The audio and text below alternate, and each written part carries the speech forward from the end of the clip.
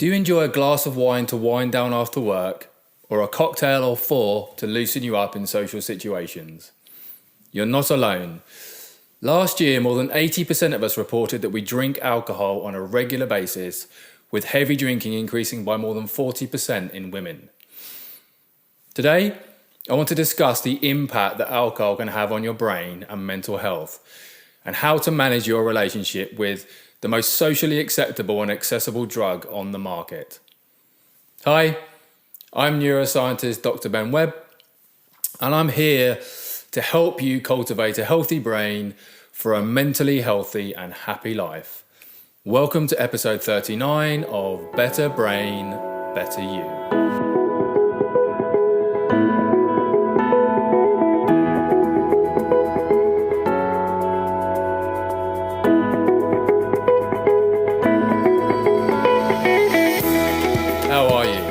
I hope you've had a good week, and thanks so much for joining me today for this episode on your brain's relationship with alcohol, whether you're listening to the podcast or watching on YouTube.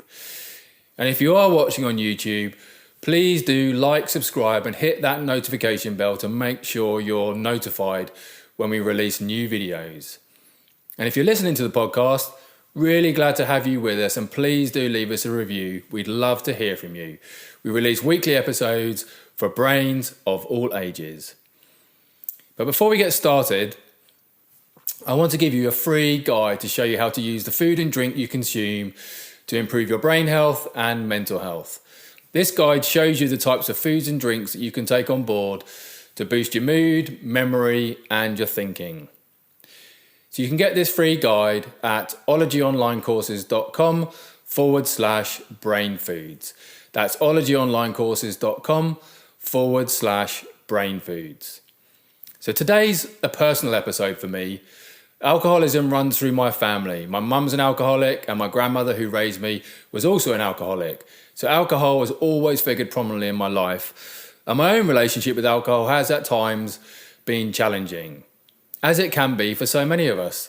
So I thought it would be really good to discuss what actually happens to your brain when you drink and how it can affect your mental health. So a glass of wine with dinner, a beer after work, a cocktail or four on holiday, alcohol is deeply ingrained in our culture, and for many of us it's a completely normal part of our daily lives. And research has shown that alcohol, when consumed at low to moderate levels, may actually have some health benefits. It can also produce feel-good effects, which is why many of us turn to it in social situations or even during stressful times. But the research is also clear about something else. When a person consumes alcohol above and beyond moderate levels, it can have really damaging effects on the body and on the brain, both short-term and permanently. And some of these effects, like slurred speech and memory loss, can be quite clear.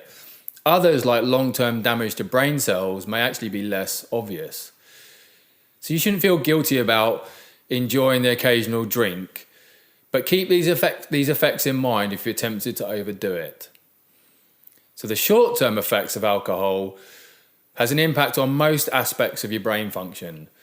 Alcohol changes how chemical messages are transmitted between your brain cells, and these chemical messengers transmit signals throughout the body and play an important role in controlling your behavior, emotions, and your physical abilities.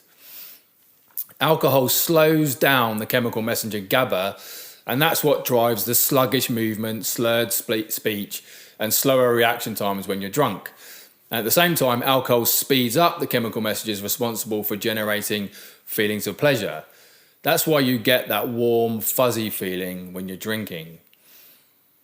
Alcohol also lowers your inhibitions and clouds your judgment, which can lead to you taking more risks. And if you have underlying mental health conditions like depression, anxiety, or even bipolar disorder, it can make your symptoms significantly worse and increase mood swings. Binge drinking also affects a brain area called the cerebellum at the back of your brain here, which controls your balance, and the cerebral cortex, which covers your whole brain, which is responsible for taking in and processing new information. And when these regions of the brain are slowed down, you might feel dizzy and stagger when walking, have blurred or double vision, and have difficulty paying attention to the things going on around you. You're not able to take in new information as well as you normally would. Alcohol also has a toxic effect on the part of your brain responsible for creating new memories, called the hippocampus. This is what contributes to blackouts and short-term memory lapses while you're drinking. Even moderate amounts of drinking can shrink the size of the hippocampus, and drinking too much, too fast, can cause a loss of consciousness and brain damage. Multiple episodes of heavy drinking can permanently shrink the size of the hippocampus and can have long-term consequences for your memory. So binge drinking can certainly put you at risk for embarrassment, injury, or bad decisions with lasting consequences. But if you make it through a wild night with nothing worse than a hangover, you might think you're in the clear. Unfortunately, if heavy drinking becomes a regular thing for you, that is not the case. Research has shown that heavy drinking over a long period shrinks the overall size of your brain as well. And people who have more than 14 drinks per week over 20 years have smaller brains than those who don't drink, and an effect that is slightly stronger in women than men. Heavy drinking also speeds up memory loss in early old age, at least in men. And people who drink regularly may also notice that booze doesn't have the same effect on them as it used to. Because with chronic drinking, the wiring to your brain's reward system gets worn out. You build up a tolerance, and after a while you don't feel as good as you once did with the same amounts of alcohol. So these changes in the brain also cause people to change their behaviour around alcohol. They become much more likely to seek alcohol and to rely on it to cope with negative feelings. Often when people start drinking, they drink to feel good. But as they drink more and more chronically, they have to drink to avoid feeling bad. And that leads to higher and higher levels of consumption, which can cause greater damage to the brain and the rest of the body. Alcohol kills large networks of brain cells, and it's not entirely clear to what extent they can actually grow back. Over time, excessive drinking can lead to mental health problems such as depression and anxiety, and alcohol abuse can increase your risk for some cancers as well as severe and potentially permanent brain damage. It can lead to what's called Wernicke-Korsakoff syndrome, which is marked by severe memory loss, extreme confusion, and major eyesight issues. Wernicke-Korsakoff syndrome is a condition that's actually quite similar to dementia, caused by a thiamine deficiency or lack of vitamin B1. So if you cut back on alcohol, damaged regions of the brain can actually start to recover. But there are certainly limits, and you will only often see these improvements after months, sometimes years of complete abstinence, giving the brain time to heal. But how much alcohol is too much?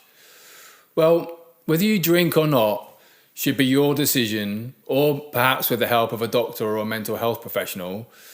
But for many people without a history of dependence or addiction, drinking at a low or moderate levels, no more than 7 drinks a week for women and no more than 14 a week for men, can actually be a perfectly healthy part of life. But if you have a response to alcohol that's noticeably different from most other people's, it may be the time to re-examine your relationship with drinking. So if you can drink other people under the table, or you see your friends leaving alcohol in their glasses, and you know that you could never do that yourself, those are actually some of the signals that you've got a genetic setup for developing an addiction.